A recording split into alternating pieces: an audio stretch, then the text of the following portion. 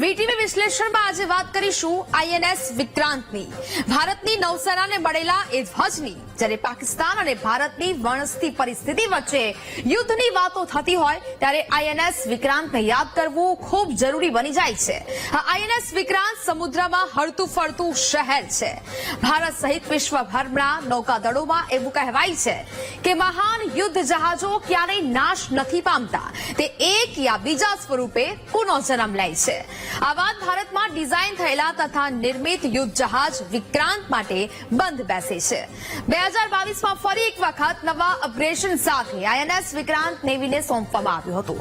જો કે હવે આજે આ આઈએનએસ વિક્રાંતની વાત એટલા માટે કરવી છે કેમ કે ભારત અને પાકિસ્તાન વચ્ચેની તણાવભરી સ્થિતિ વચ્ચે પહેલગામ હુમલાના બીજા જ દિવસે સમાચાર આવ્યા કે ભારતનું સૌથી શક્તિશાળી એરક્રાફ્ટ કેરિયર આઈએનએસ વિક્રાંત અરબી સમુદ્રમાં પાકિસ્તાન તરફ આગળ વધી રહ્યું છે અને જેને લઈને પાકિસ્તાનના શ્વાસ થંભી ગયા છે।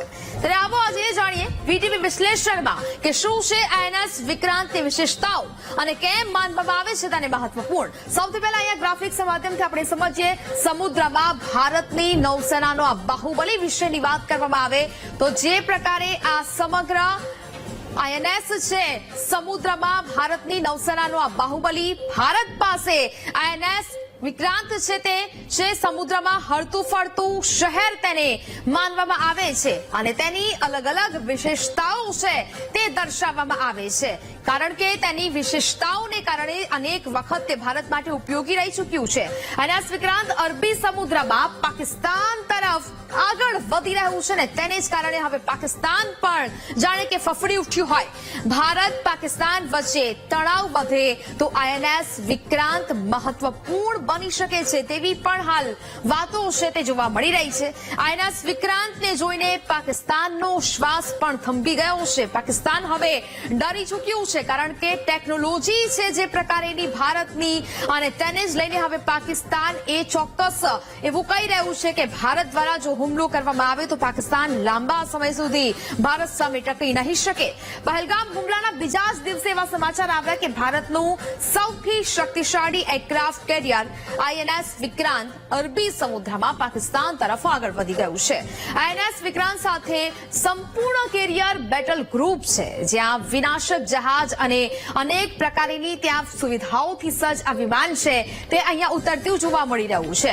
હાલ જે પ્રકારની અહીંયા વાત કરવામાં આવી કે આઈએનએસ વિક્રાંત છે તેની અલગ અલગ વિશેષતાઓ છે તે ક્યાંક અહીંયા દર્શાવવામાં આવી રહી છે અને આ કેરિયર બેટલ ગ્રુપ છે તેમાં પણ તેનો સમાવેશ છે તે અહીંયા થતો જોવા મળી રહ્યો છે। અહીંયા ગ્રાફિક્સ માધ્યમથી આપણે સમજવાનો પ્રયત્ન કરીશું કે કેવા પ્રકારે તેની વિશેષતાઓ છે તે અહીંયા સપડાયેલી જોવા મળે છે। ગ્રાફિક્સ માધ્યમથી આપણે અહીંયા સમજીએ કે તેનામાં વિશેષતાઓને કારણે તે વખણાય છે। બે યુદ્ધનો હીરો આઈએનએસ આ વિક્રાંત છે।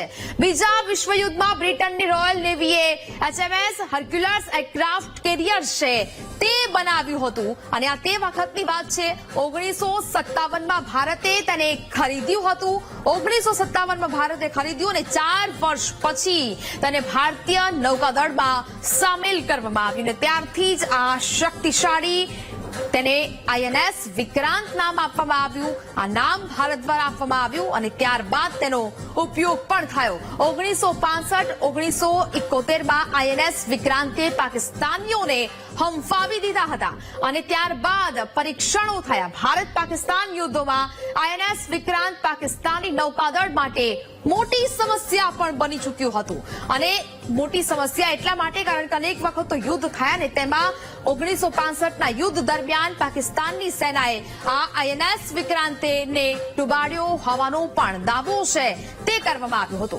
1971ના યુદ્ધમાં આઈએનએસ વિક્રાંતે બાંગ્લાદેશમાં પાકિસ્તાની સેનાનો નાશ કર્યો હતો અને તેથી હવે પાકિસ્તાન ફરી એક વખત ફફડ્યું છે। 1971માં તેના સોહોક ફાઇટર પ્લેનનો ઉપયોગ છે તે અહીંયા કરવામાં આવ્યું તો સીહોક ફાઇટર પ્લેન છે વિક્રાંત સાથે સંકળાયેલા અધિકારીઓનું એ વખતે સન્માન પણ કરવામાં આવ્યું હતું। એ વખતે એ અધિકારીઓનું સન્માન થયું. 2 મહાવીર ચક્ર અને 12 વીર ચક્ર અધિકારીઓને એનાયત પણ કરવામાં આવ્યા હતા. એટલે કહી શકાય કે આ ખૂબ મોટી સિદ્ધિ તેમને મળી હતી. આઈએનએસ વિક્રાંતને 31 જાન્યુઆરી 1997 ના રોજ નિવૃત્ત કરવામાં આવ્યો અને આ તે વખતની વાત છે કે જ્યારે આઈએનએસ વિક્રાંત છે તે નિવૃત્ત છે તે થયો. આવો જાણીએ આઈએનએસ વિક્રાંતની હવે શું છે કહાની, કેવી રીતે થયો તેનો પુનઃજન્મ. સૌથી પહેલા જોઈએ આઈએનએસ વિક્રાંતે ભજવેલી મહત્વપૂર્ણ ભૂમિકાઓ છે તેને લઈને આપણે જો વાત કરવામાં આવે તો 2 યુદ્ધનો જ્યાં આઈએનએસ વિક્રાંત તેની આપણે વાત કરીએ એટલે કે આ હતી આઈએનએસ વિક્રાંતની એ કહાની કે જ્યાં વિક્રાંતે પાકિસ્તાની સેનાઓને ફફડાવી દીધા હતા અને અનેક વખત શક્તિશાળી આઈએનએસ વિક્રાંત ભારતની પડખે રહ્યું છે. 1965-1971 માં અનેક મોટા કામ આઈએનએસ વિક્રાંતની સાથે રાખીને સેનાએ કર્યા છે. જોકે ત્યારબાદ 1997 માં આઈએનએસ વિક્રાંતને નિવૃત્ત કરવામાં આવ્યું. જોકે જેમ આપણે પહેલા વાત કરી તેમ કે ભારત સહિત વિશ્વભરમાં નૌકાદળોમાં એવું કહેવાય છે કે મહાન યુદ્ધ જહાજો ક્યારેય નાશ નથી પામતા, તે એક યા બીજા સ્વરૂપે પુનઃજન્મ લે છે. તો બસ આઈએનએસ વિક્રાંતના પણ પુનઃજન્મનો આવી ગયો વિચાર.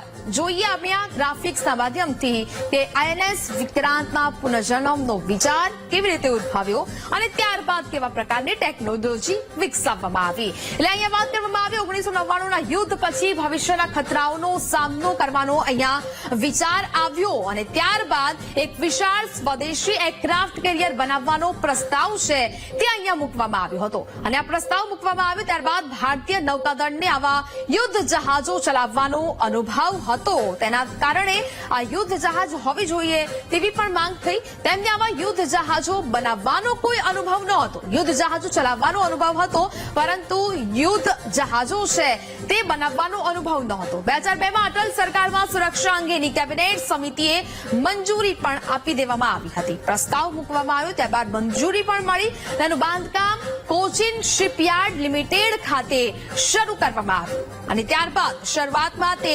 60:40 ના ગુણોત્તરમાં બનવાનું હતું. એટલે કે એવું કહી શકાય કે 60% ભારતીય સામાન અને 40% વિદેશી સામાનનો તેમાં ઉપયોગ કરવામાં આવશે. 2005 સુધી બધું જ ટ્રેક પર ચાલી રહ્યું હતું. 2005 સુધી આ તમામ વસ્તુઓ સારી ચાલી રહી હતી. રશિયાએ યુદ્ધ જહાજ ગ્રેડ સ્ટીલ સપ્લાય કરવાનો અચાનક જ ઇનકાર કરી દીધો અને ત્યારબાદ આ તમામ બાબતો છે તે સામે આવી. એટલે કે હવે વાત અહીંયા એમ બની હતી કે તમામ તૈયારીઓ છે તે અહીંયા કરી લેવામાં આવી હતી, તમામ તૈયારીઓ થઈ ગઈ હતી પરંતુ હવે એક નવું એરક્રાફ્ટ કેરિયર બનાવવાની મંજૂરી મળી ગઈ, પ્રસ્તાવ પાસ થઈ ગયો. 2005 સુધી બધું ટ્રેક પર હતું પણ રશિયાએ અચાનક યુદ્ધ જહાજ ગ્રેડ સ્ટીલ સપ્લાય કરવાનો ઇનકાર કરી દીધો અને ત્યારબાદ શરૂ થયો મિશન સ્વદેશી એરક્રાફ્ટ કેરિયર. હવે વાત કરીએ દેશનું પ્રથમ સ્વદેશી એરક્રાફ્ટ વિશે. અહીંયા આપણે ગ્રાફિક્સ માધ્યમથી જોઈએ. એરક્રાફ્ટ કેરિયર બનાવવા માટે ખાસ પ્રકારના સ્ટીલની જરૂર છે તે પડે છે જે આપણે રશિયા પર નિર્ભર રહેતા હતા અને આ એરક્રાફ્ટ કેરિયર બનાવવા માટે અને યુદ્ધ જહાજ ગ્રેડ સ્ટીલ પણ કહેવામાં આવે છે જે આપણે રશિયા પાસેથી લેતા હતા અને જે વખતે રશિયાએ આ ગ્રેડ સ્ટીલ આપવાનું ના પાડી દીધું હતું જેના માટે ભારત રશિયા પર નિર્ભર હતું. આ જે પ્રકારે આપણે વાત કરી રહ્યા છીએ ગ્રેડ સ્ટીલની કે જે આવા યુદ્ધ જહાજો બનાવવા માટે તેનો ઉપયોગ થાય છે. રશિયાના ઇનકારને કારણે આઈએનએસ વિક્રાંતનું નિર્માણ લગભગ 2 વર્ષ જેટલો સમય અટકી ગયું હતું. એટલે કે રશિયાએ ના પાડીને તેને કારણે આ નિર્માણ થવાનું હતું તે અટકી ગયું. જ્યારે ડીઆરડીઓ અને સ્ટીલ ઓથોરિટી ઓફ ઇન્ડિયા એ અહીંયા આજે આપત્તિ હતી તે તકમાં ફેરવી દીધી. આપત્તિ હતી તે અહીંયા તકમાં ફેરવી દેવામાં આવી અને ત્યારબાદ સ્વદેશી એરક્રાફ્ટનું અહીંયા નિર્માણ કરવામાં આવ્યું. ભારતે પોતાનું યુદ્ધ જહાજ ગ્રેડ સ્ટીલ વિકસાવ્યું. એટલે કે ભારતમાં જ સ્વદેશી રીતે આ ગ્રેડ સ્ટીલ છે તે વિકસાવવામાં આવ્યું. તેને લઈને પણ અનેક કંપનીઓ તેમાં જોડાઈ જેનાથી આવ્યો અન્ય દેશો પરની નિર્ભરતાનો અંત. એટલે કે રશિયા પર આપણે નિર્ભર હતા આ ગ્રેડ સ્ટીલને લઈને તે નિર્ભરતાનો પણ અંત આવી ગયો. હવે જિંદાલ ગ્રુપ અને એસઆર ગ્રુપ મળીને આ સ્ટીલનું ઉત્પાદન કરતા થઈ ગયા છે અને હવે આવા યુદ્ધ જહાજો માટે જે ગ્રેડ સ્ટીલનો ઉપયોગ થાય છે તે ભારતમાં ઉપલબ્ધ છે. આઈએનએસ વિક્રાંતના નિર્માણમાં 500 થી વધુ ભારતીય કંપનીઓ સામેલ હતી. એટલે કે INS વિક્રાંતનું જે નિર્માણ થયું તેમાં 500 થી વધુ ભારતીય કંપનીઓ હતી. ટાટા એડવાન્સ સિસ્ટમે વિક્રાંતની કોમ્બેટ મેનેજમેન્ટ સિસ્ટમને વિકસાવી દીધી હતી. એટલે કે ભારતમાં જ પછી તેનું નિર્માણ છે તે થતું જોવા મળ્યું. ભારત ઇલેક્ટ્રોનિક્સે ઇલેક્ટ્રોનિક યુદ્ધ અને ડેટા નેટવર્ક પણ મોટા પાયે અહીંયા ઉદ્ભવ્યા એટલે કે બનાવ્યા હતા. મોટા પાયે ડેટા નેટવર્ક પણ બનાવ્યા. INS વિક્રાંતનું મુખ્ય એન્જિન અને અદ્યતન રડાર સિસ્ટમ વિદેશથી ખરીદવામાં આવી હતી. એટલે કે આ 2 વર્ષ જેટલો ટાઈમ લાગ્યો, અટકી પડ્યું તમામ બાબતો, પરંતુ આ પતાનો અવસર છે તે તકમાં ફેરવી દીધો અને ત્યારબાદ અહીંયા નિર્માણ થયું. એટલે કે હવે આ તમામ પ્રકારની બાબતો જ્યારે કહી જાય છે કે આટલા બધા વર્ષો થઈ ગયા અને જેમાં અસર છે તે જોવા મળી. 2 વર્ષ સુધી સમય લાગ્યો, પરંતુ આખરે INS વિક્રાંત છે તે તૈયાર થઈ ગયું. 13 વર્ષમાં તૈયાર થયું INS વિક્રાંત. તેના વિશે હવે ગ્રાફિક્સના માધ્યમથી અહીંયા સમજીએ. 2009માં INS વિક્રાંતનો પાયો છે તે નંખાયો હતો. 2009ની આપણે વાત કરી રહ્યા છે કે જ્યારે પુનઃવિચાર આવ્યો ને ત્યારબાદ તેના નિર્માણ માટેની જે ટેકનોલોજી છે, પદ્ધતિઓ છે તે શરૂ કરવામાં આવી. એટલે કે આ દિવસથી આ યુદ્ધ જહાજનું પ્રગતિશીલ થવાનું શરૂ થયું. 29 ઓગસ્ટ 2011ના રોજ વિક્રાંત ડ્રાયડોકમાંથી બહાર આવ્યું. એટલે કે તેનું માળખું છે તે તૈયાર થયું. 12 ઓગસ્ટ 2013ના રોજ તેને લોન્ચ કરવામાં આવ્યું હતું. 2013માં તેને લોન્ચ કરી દેવામાં આવ્યું. ડિસેમ્બર 2020માં બેસિન ટ્રાયલ પણ પૂર્ણ થઈ ચૂક્યા હતા. ટ્રાયલ પદ્ધતિઓ છે તે અહીંયા કરવામાં આવી 2020માં, તે પણ પૂર્ણ થઈ.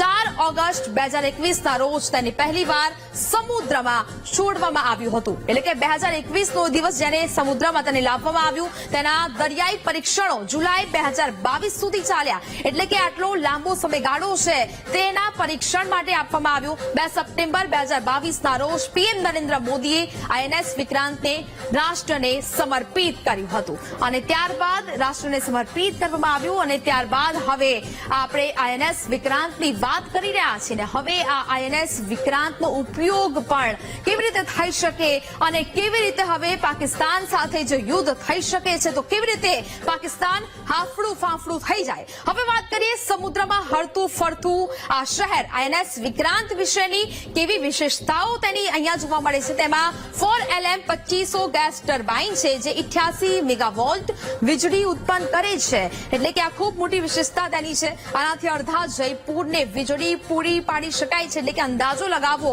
કે જો આનાથી અડધા જયપુરને વીજળી મળતી હોય તો તેની વિશેષતાઓમાં ખૂબ મોટું સ્થાન છે. વિક્રાંતમાં 14 ડેક છે જે 10 માળનું ઇમારત જેવું દેખાય છે. એટલે કે આ ઇમારત છે તે 10 માળ જેટલી દેખાય. તેમાં કેન્ટીન સાથે મોડર્ન કિચન, જ્યાં 1 કલાકમાં 1600 લોકો માટે ભોજન રાંધી શકાય તેવી વ્યવસ્થા છે. તેમાં મલ્ટી સ્પેશિયાલિટી હોસ્પિટલ છે અને પુલનો પણ તેમાં સમાવેશ થાય છે. આ એ જ જહાજ છે કે જ્યાં એકવાર ઈંધણ ભર્યા પછી 45 દિવસ સુધી તે દરિયામાં રહી શકે છે. 45 દિવસ સુધી તે દરિયામાં રહી શકે એકવાર તેનામાં જો ઈંધણ ભરવામાં આવે તો. એટલે કે આટલી બધી વિશેષતાઓ ધરાવતું આ જહાજ છે તે અહીંયા વિશેષતાઓ ધરાવે છે. ને હવે આ જહાજને લઈને જ્યારે આપણે વાતચીત કરી રહ્યા હોય ત્યારે ખૂબ જ ગર્વની આપણે લાગણી અનુભવીએ. INS વિક્રાંત એ ટાર્ગેટ એલિફન્ટ છે. એટલે કે તે એટલો વિશાળ છે કે તેને યુદ્ધ દરમિયાન છુપાવી નથી શકાતું. એટલા માટે ખાસ સુરક્ષા વ્યવસ્થાઓ છે તે પણ કરવામાં આવી છે. જોઈએ INS વિક્રાંતની સુરક્ષાઓ વિશેની વાત કરવામાં આવે તો જોઈએ તેની વ્યવસ્થાઓ. વિક્રાંતમાં 32 મધ્યમ રેન્જની જમીનથી હવામાં પ્રહાર કરતી મિસાઇલો છે તે આમાં સમાવેશ છે તે થતો અહીંયા જોવા મળે છે.